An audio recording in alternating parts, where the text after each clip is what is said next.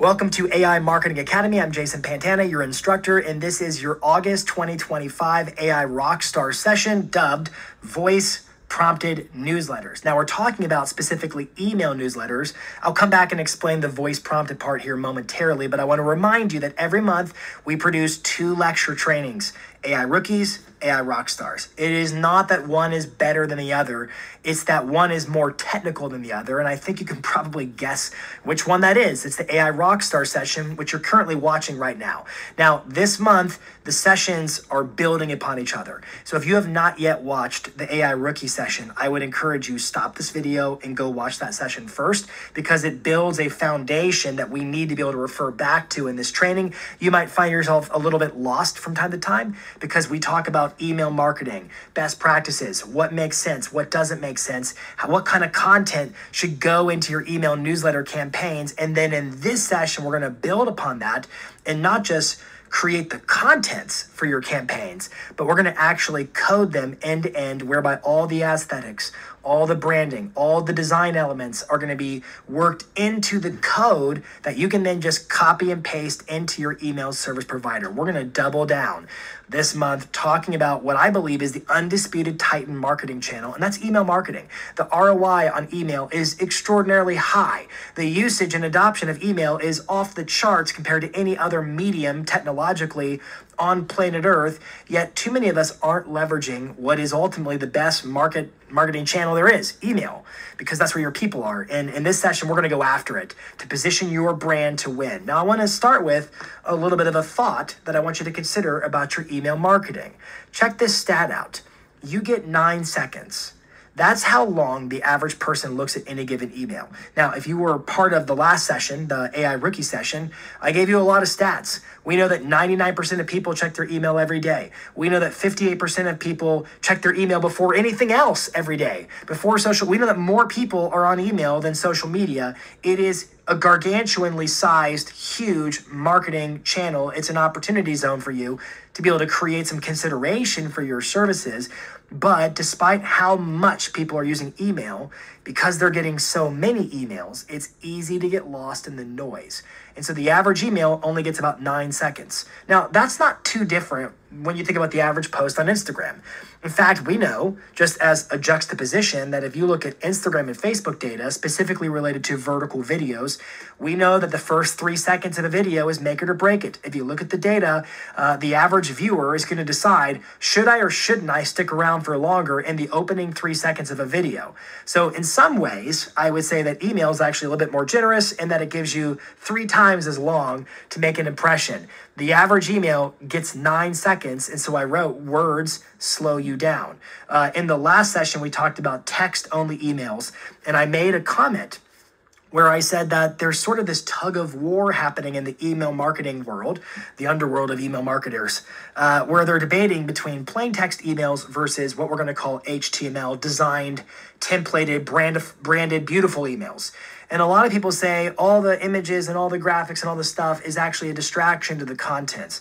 But other people say, no, it actually helps people absorb the contents faster. And I would say that I tend to agree. I think overly designed emails are indeed a problem. But I think that if you don't design an email on some level, you're missing a branding opportunity to create association for you and your business. And so I want you to think like design. It says design speaks instantly. What is your ability to bake a message into the aesthetics of an email that maybe doesn't need to be there with words? Because if it's just dense copy, it's going to be a little bit, I don't have time for this right now. I'm going to delete it and go to the next email or save it for later. You get 9 seconds. Now, this debate we're describing is between these 2 types of emails. And again, we're talking about mass emails. I'm not talking about one-on-one. I'm not emailing Bob over at Gmail. I'm emailing my entire database through my email service provider. We're debating between plain text emails and what could be characterized as what are called HTML emails. Now, HTML is a type of computer code. We're going to define it here coming up, but it's got headers and maybe images and text and fonts and buttons and colors and tables and elements to it. Email service providers can send either or. But we're talking in this session about HTML emails in particular. And your major mailboxes are, for the most part, capable of sending these types of emails. MailChimp, definitely. HubSpot, SendGrid, ActiveCampaign, Constant Contact, GetResponse, Sendinblue, Aweber, Flowdesk. They all have the ability to send HTML emails because I think the stat is that 97% of email clients, that means Gmail, Outlook, all the different mailboxes, actually support HTML. And so it's not as if they're not expecting it. So let's talk about first what is HTML. It stands for Hypertext Markup Language. That is not going to be on a quiz. You don't have to know it's called Hypertext Markup Language or even care what that means. But from a definition standpoint, I put it like this. HTML defines the content and the layout of an email. So it's a one and. It's the contents, all the words, what you're saying in it, and where are those words in a table? Are they in a button? Are they in a container? Where are they? What color are they? How big are they? Are they headings? Are they body text?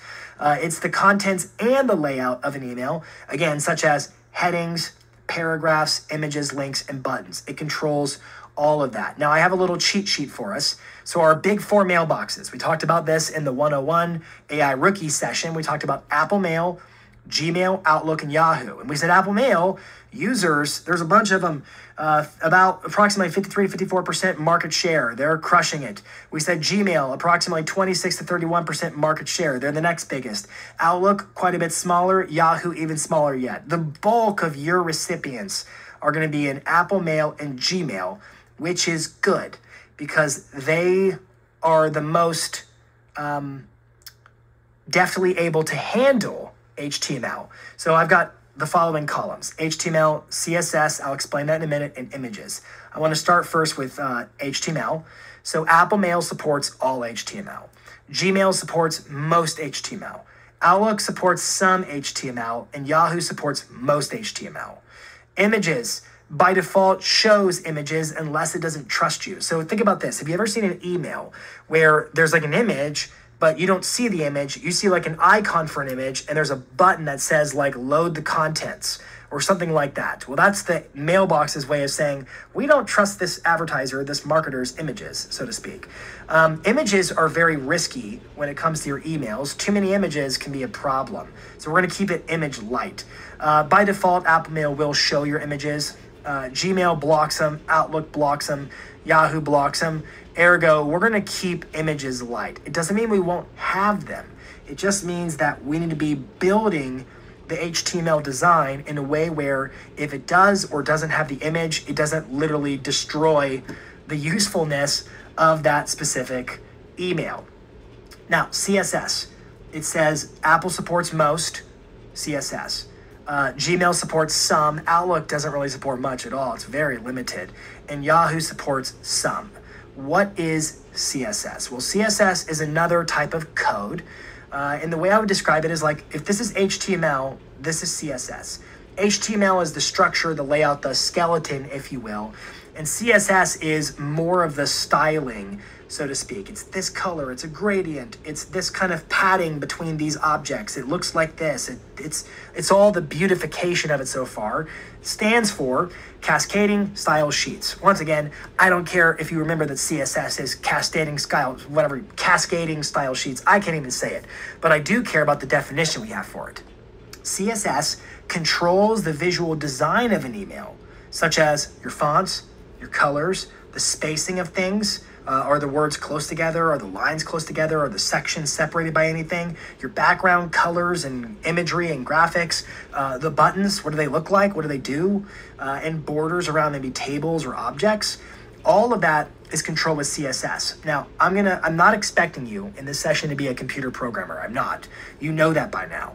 But we are going to be getting into Claude and having Claude literally code your full HTML/CSS emails for you, where when it's done, this is the promise. It's a voice prompt conversation where you just say, hey, I want you to talk about this and this and this and this. And you just kind of riff what you want content-wise in your email.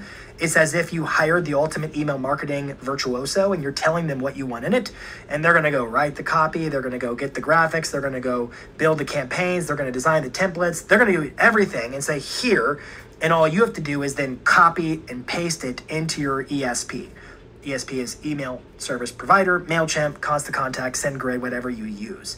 Now, there's another term from a code standpoint that I want you to have an understanding of, only so much as why we did it. I'm not asking you to code, not at all. And that term is inline CSS. Inline CSS. In web design, the CSS and the HTML are often kept separated. So think about your website. It's using HTML, it's using CSS, but they're often separate. But email clients, who are the email clients? That's Gmail, that's Outlook, that's Apple Mail, it's Yahoo, it's AOL, it's Hotmail, it's all those guys. Email clients don't often trust standalone CSS, so they'll strip it off. And so if you code your emails the wrong way, it will strip off the mailbox to whom it goes, might strip off all the beautification effort you did. And so like, oh, it was so pretty and they made it look bare bones and gross.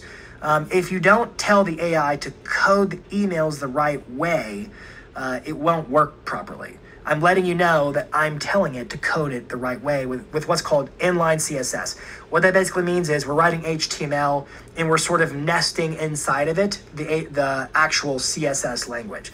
You're not doing any of it. You're just telling the AI to do that, or better yet, I'm giving you the prompts that tell the AI to do it like that. I just want you to have an appreciation for why we did it. The CSS is baked inside the HTML, so technically these are HTML CSS emails we're creating. Now, quick little sidebar. How important is brand recognition? Think about that for yourself. Think about your marketplace. Who are your top competitors? What does it take to win repeat business? How important is brand recognition?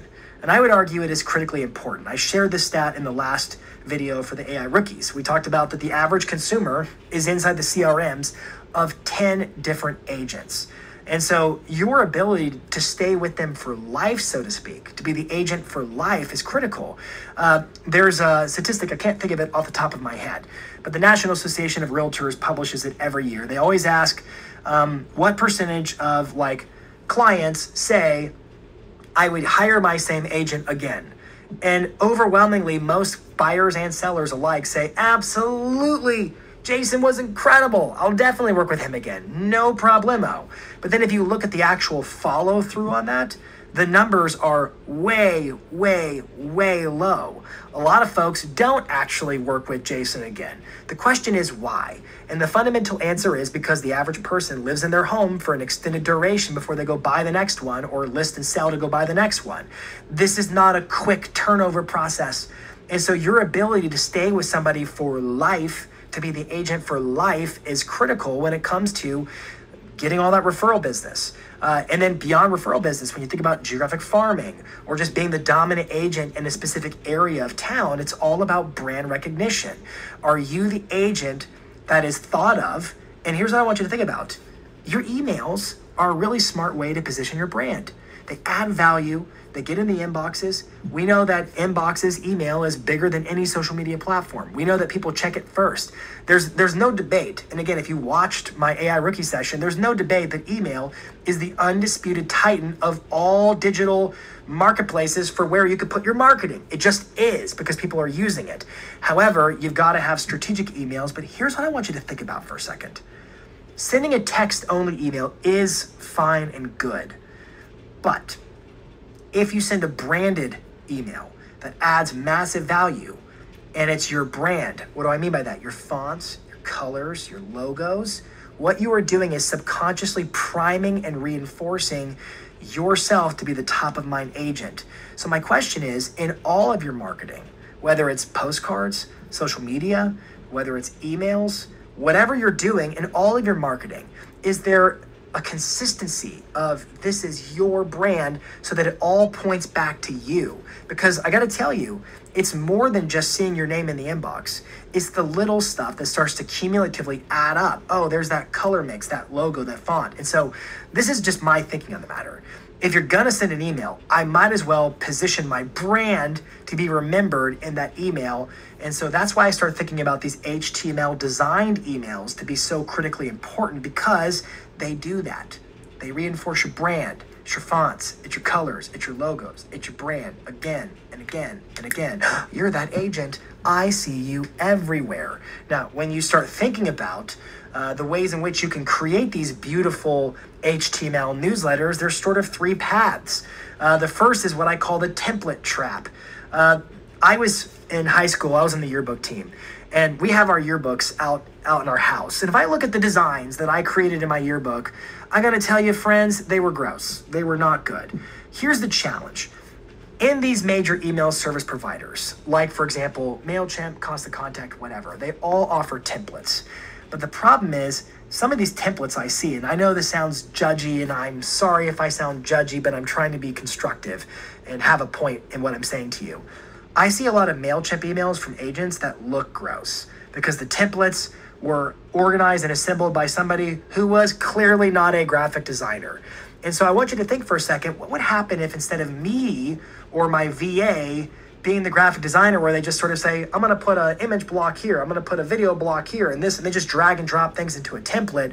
What would happen if you had AI design a beautifully branded template that was you and looked awesome and was way more streamlined, so that you could literally just have a voice conversation and say, I want you to do this, this, this, this, and this, and it builds your email poof, just like that.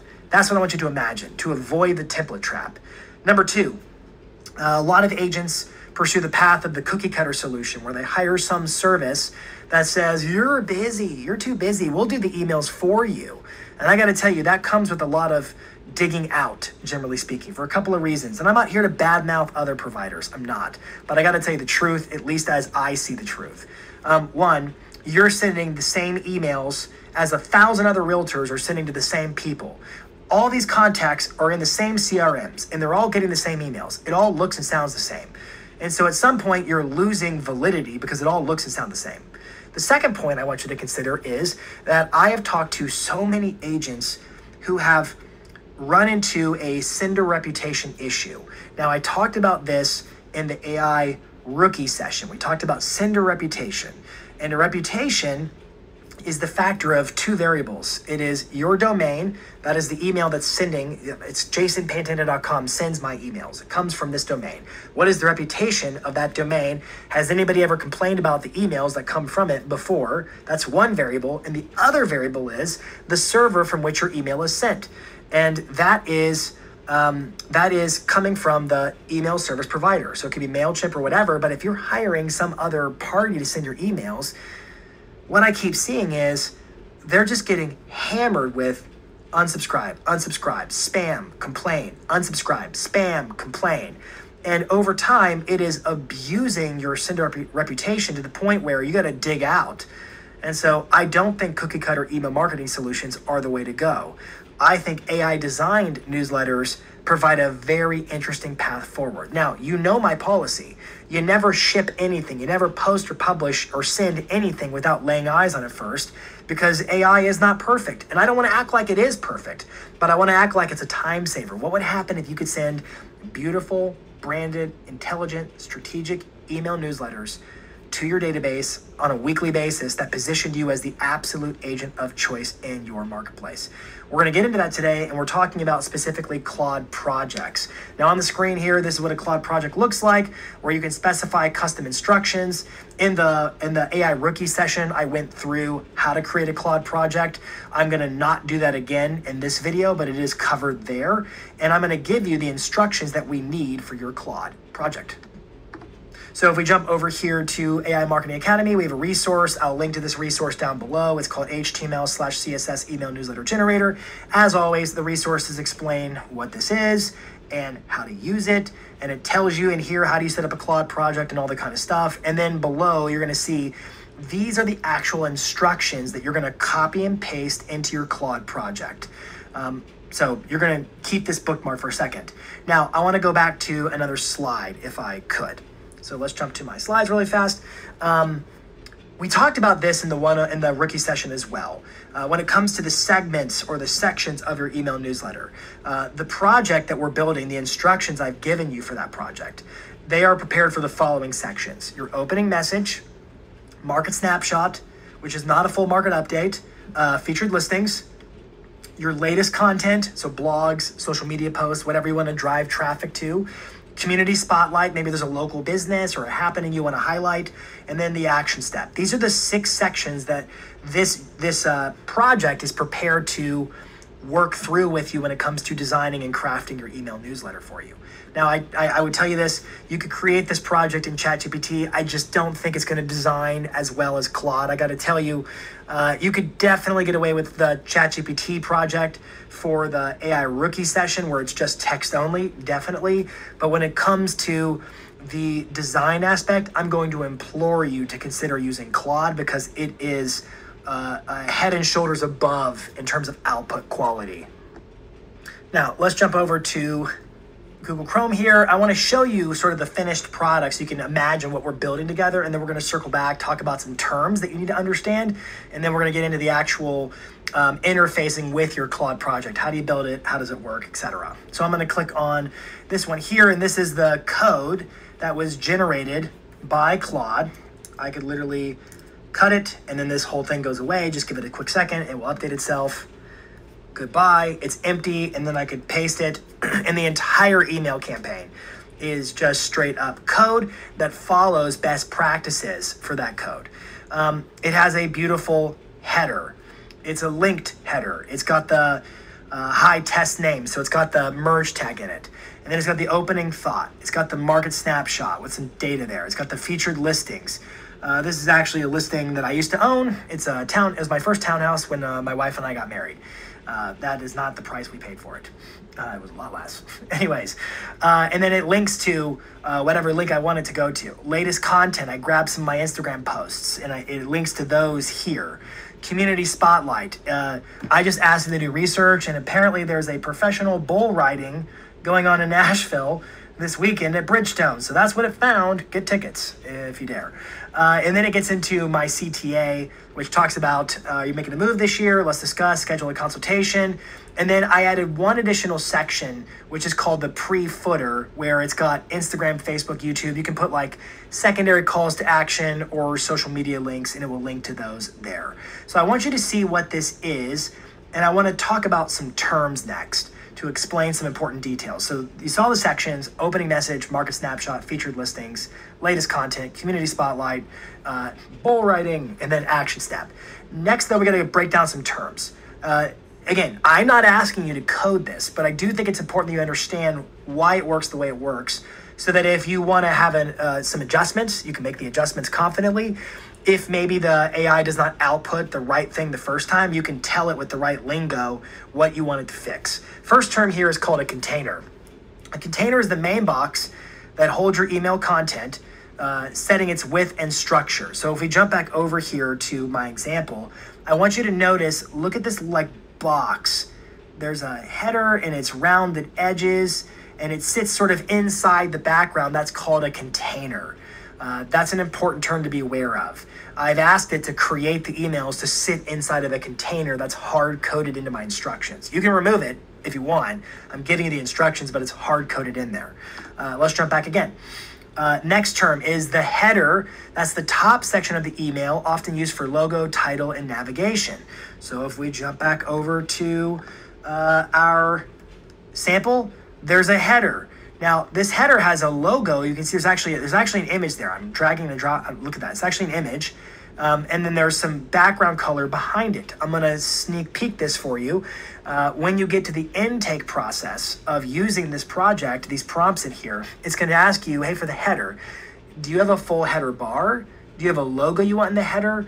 And if you have a logo, do you want to have color behind it? And I said, yeah, I want color behind it. And it filled in that header accordingly, okay? Let's jump back over to the slides. Our third term is the footer. The footer section is at the bottom, and it typically includes your contact details and disclaimers. Now, I'm going to make a disclaimer. These instructions do not include your actual compliance required footer, and here's why. You're all using different email service providers. Some of you are using SendGrid, some of you are using MailChimp. I can't anticipate that. Number two, you live in different countries, and different countries have different requirements for email marketing. Like in the US, we are subject to the CAN-SPAM Act. And the CAN-SPAM Act requires that you have to have an easy unsubscribe option. And so I am going to rely upon your email service provider to insert the footer on its own. For example, MailChimp does this without me asking. It just puts it in there. If I jump back over to our email, you'll see I call this a pre-footer, but look down here, there's an actual footer. And it says this email was sent to, and it puts their email address. Why did I get this? Unsubscribe, updates, all this down here. That's the footer. That's there. MailChimp won't let me send an email if there's not a footer. So I don't have to design or code. The footer is not coded in here. I don't need to do that because I'm resting upon my ESP, my email service provider, to handle that for me. And I'm telling you to make sure that yours does. Because if you send out an email without the right compliance stuff, at least in the US, you could be in some trouble for that. It's a law in the US. Once again, you should use and work with a reputable email service provider. Okay, moving on. I don't mean to scare you, just be aware of it. Typography, font sizes, the style used for the text throughout your email. Y'all know what fonts are. I'm not worried about that. This font's a big font, little font, etc. This one's a heading, this one's body text, etc. Color palette, the consistent set of colors used to reflect your brand's style. Sometimes you might refer to your colors in what are called hex codes. Hex codes are like 6-digit numbers that indicate colors. If you go to, for example, there's a really handy website called colorhexa.com. It's free, and I can just go red, and it will tell me that red is FF0000. And I can do all kinds, and it gives me things that match with red and what are their colors or lighter shades of red. It's a really great free website. You might be interested in that one here. All this stuff here, though, those are ads. Don't look at that. Don't click on the ads. Those are there from Google Display Network. But the stuff here is free, and it's a nice little tool for you. Next term on the list is white space, which is the empty space around the elements. What are elements? The images, the text blocks, the tables, the charts, that kind of stuff. Empty space around the elements that gives your design some breathing room. It makes it look nice and modern. You can read my instructions, which are in the resource, and you're going to say that, hey, there's a lot of language in there that tells it to design like a pro and include white space for a modern, sleek, minimalistic look. Number 7 is padding. It's sort of like white space, but it's the inner spacing between text and images or the edge of their container. So like if you have, for example, a call to action button. Let's jump over to my little example here for us. I clicked the wrong button. Now let's jump to my example here for us. Notice that it says schedule consultation, but there's space above, below, left, and right that is in this little pill-shaped button, and that's called the padding around the text. If I lessened the padding, it would be a more narrowly constricted pill-shaped object. And so it uses this is padding here, and this like above, left, right, below. There's padding in between the button and the text. There's padding in between the sections. There's padding from the margin in, the little inset there. It's like an inseam. There's padding between the latest content and this. Does that make sense? One more note while I'm thinking about it that I want you to see. If I go to preview this, enter preview mode, you're going to see that this also it codes in a way that's called responsive, where it makes it mobile friendly. So it automatically can anticipate and adapt itself to, does the user, they're looking at this email on desktop or mobile, so that it conforms properly. Okay, let's jump back over to our list of terms. We'll get through the rest pretty quickly here. Margins are the outer spacing that separates one element of a block from another. So just margins versus padding, just kind of know the difference. And then rounded corners are smooth edges on boxes, images, and buttons for a modern look. I have programmed the instructions. When you use this in your Claude, it will ask you if you do or don't want rounded edges. I like rounded edges. What are rounded edges? Well, rounded edges are this little rounded corner instead of being squared off. This rounded corner instead of being squared off. this rounded corner instead of being squared off. These are rounded edges. It's going to ask you if you like them or don't like them. And then you can say yes or no, but I want you to know what a rounded edge is so that when it asks you if you want them or not, you have a recollection of what that even means. All right, let's jump back over to our terms. Last one is a button, and I think you know what this is. It's a styled clickable element, often a CTA, that is a call to action that directs the readers to take a specific action. So once again, I was just showing you a second ago, I've got buttons. View property details, that's a button. Watch now, that's a button. Learn more, that's a button. Get tickets, that's a button. Schedule consultation, Instagram, Facebook, YouTube, these are all buttons. So these are some design terms I just want you to be aware of as we look together at our actual resource. Okay, so if I scroll on down, as always, I've got the instructions for our project in here, and they are incredibly long. Like, just look how long they are. And the reason they're long is because I've actually baked in some of the HTML and CSS I wanted to have in there. It's baked in. It's very, very, very, very, very, very, how long is this gonna go? Very long. It's very, like, look, it's a lot of code. This took me a long time to build. This wasn't an easy build, but I made it for you. And I'm so grateful to have you in this academy. All you need to do is at the very tippy top, once I get there again, good night. You click on this little clipboard icon, you copy it, and then you go to Claude and you have your project and you click on instructions and you paste it. Now, I said I wouldn't do this, I'm gonna do it just because I wanna make sure you know how to do a Claude project. Claude, you go to claude.ai. On the left-hand sidebar, you go to projects and you click new project, little error, new project, and then you name it, describe it, and then you're in the same place I was in where you can add your instructions. Now, this project does not have any files. It does not. I will tell you something. I actually programmed this twice. The first time I did it, I had instructions that made reference to knowledge, and I uploaded a bunch of documents. I had lots of documents for different uses inside the files because I didn't want the instructions to be so ridiculously long. What I found is it did not follow the instructions well. And so it performed much better when I just put everything in the instructions and just let it have those instructions to govern every chat inside of the project. And so if you click open here, let me get my screen back up, like so. There we go. I've got my instructions opened. Again, I just click on the pencil and I can see all my instructions. I want you to just look at it a little bit, but we're not going to go into a lot of detail on this. We'll get into it more during the actual lab session. So branded newsletter, builder instructions, it tells it what it is. The first phase is it's going to take all the intake. It does it all first. It's going to ask you about your ESP.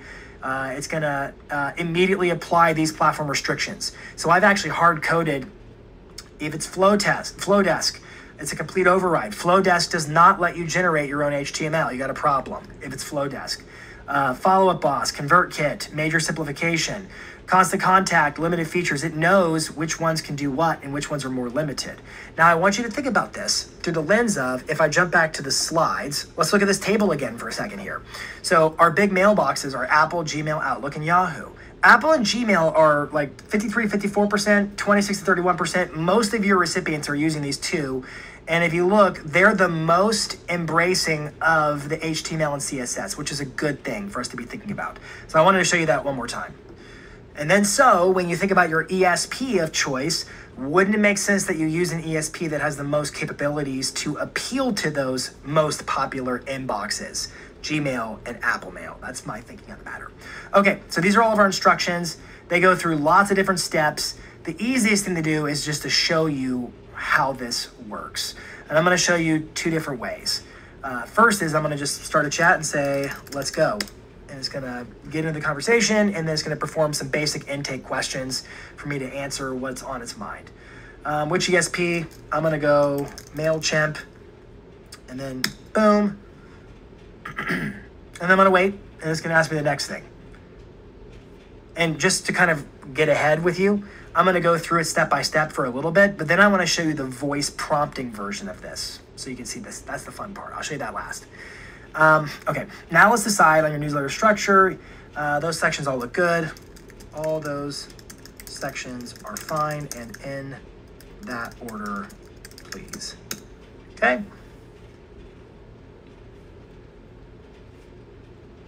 And we wait. You got this. All right, I was about to pause it. It's working. Okay, it wants to know things like fonts, primary colors, primary. So I could just go through and answer these questions one by one. And if you follow the logic of the instructions, it's going to ask, what's the email platform? And then it's going to ask, and it's got a whole bunch of rules. And then it's going to ask, what sections do you want? And then it's going to ask, what are your brand elements? And it's looking for fonts, colors, header treatment. And then it's going to ask for content selection, and it wants to know what you want in each of these sections. And it's just going to go through all this stuff. Then it's going to build and deliver. Okay, so a lot of intake, but most of you might notice most of the instructions are me telling it how it's supposed to make the email. So most of the work is happening sort of behind the curtain of the actual instructions inside of our Claude project. So let's go back to our chat for a brief moment here. So you could just answer it like this, or if you start to get the hang of what is the intake process, you could just say, hey, I'm skipping the line and just giving you all the information at once, which is going to massively speed up your process. Okay, so I've got my iPhone up on the screen right now that you can see, and I've got chats, artifacts, projects, and we're going to click on the HTML, CSS newsletter generator, and then I'm going to here's my recent chats, or I'm going to just click on new chat. And the reason I'm doing this on my iPhone is because my iPhone has this handy dandy little voice dictation feature, so I can basically freeform, extemporaneously, stream of consciousness, prompt what I want it to do because I know the intake process. So it's just one like spilling of the beans of what I want it to cover, and then it's done. Like, I'll give you an example of this. Here we go. Hey, I'm going to skip the intake process a little bit and give you everything all at once. I want to use all the different sections that you have prepared, and in the order you have prepared, I'm using MailChimp. As far as my logo is concerned, I've got lots of links I'm going to give you and another message. I'm going to give you links to my logo. My logo does need background colors. I'm going to attach my style guide. When you look at the style guide for colors and fonts, the blue and teal shades are really good together as a gradient, and the gold shade is more of the button for CTAs and stuff like that. So I want my logo, again, I'll give you the URL in a little bit. I want my logo over top of the header section, and I actually want it to link to jasonpantana.com when somebody clicks on it. But you could just let it go and then just freeform prompt it, and then it will understand, extrapolate all the details it needs from within that chat, and then boom, it starts to code your newsletter. Now, you may want to say to it, I'm going to give you all the URLs in my next message. I'm going to give you all of the images in my next message and stuff like that. But you're able to just kind of get off your chest everything you want it to do and what you want it to look like in your newsletter, so that you can literally go build a newsletter in a matter of like 60 seconds, completely done, copy, paste, send. That's the value prop here. Now, one last technical note that you should be aware of, and we're going to cover this in the lab as well. I showed you before how this is actually an image, and then if you look down here, this is clearly an image. And then if you look down here, these are images as well. They're harder to drag and drop because they're hyperlinked, but these are actually images. And so the images are in the code, but you can't just attach an image to Claude. That image has to be hosted somewhere, because think about it for a second. If you send out an email and then Bob opens up your email, well, Bob doesn't have access to your Claude chat where those images are. They're not hosted on the World Wide Web for Bob. So you need to be able to give links to your images that it can incorporate. Now, what is in the instructions is, hey, if the image is really big, you're going to use discretion as to its dimensions and how big it is and where it fits. It will handle all the resizing for you in the code automatically. Like the rounded edges, it did all that automatically. It's just in the code. But I load my images inside of my MailChimp. So they have a thing called content. You can upload images. Here they are. And you just click on one, and then under view details, you just copy the URL, and then you paste it in Claude. You could use Google Drive links and Dropbox links, and it can make them work. But certain email clients think that is pure spam. And if you use like Dropbox and Google Drive links, you're significantly increasing the odds of your email landing in spam. So my recommendation is that you store the images that you're going to utilize in whatever the email service platform you're sending from is. So if it's MailChimp, you store the images in MailChimp. If it's ConvertKit, you store them there. If it's HubSpot, you store them there. And then you just copy the URLs. Like here are those. I even have my social links. I have my logos. Everything's just stored here. And then it's just, you click it open, and then you say view details, copy URL. Now you may have to do some AI search on how do I do that in different email platforms. I'm not going to do a tutorial on every single ESP that exists, but you have the ability to bring images into your code when you host them on public places like MailChimp. I mean, if you think about it, that's what a MailChimp template is already doing. It's just letting you do it inside of their builder, so to speak. The way I see it is this: you get what your content attracts. And if you are continually positioning yourself as the agent of choice to your database contacts, the people who already know, like, and trust you, your leads, your contacts, your past clients, your sphere, then you are positioning yourself to be the incumbent of all the listings, all the buyers, all the referrals, all the opportunities. I want to thank you so much for being a part of this academy, and I can't wait to see you for the upcoming lab where we deep dive all your questions and we go into the nuance of how can you make a newsletter that is uniquely yours, your brand. You saw the colors were like my colors for my brand. Yours will be for your brand. If your brand is red, white, and blue, it's red, white, and blue. If it's black and white, it's black and white. Whatever your color scheme is, it's going to adopt to the way you prompt it, because that elasticity is built into the instructions, which are linked below in the resource that accompanies this training. Have a great one, and I will see you at the upcoming lab.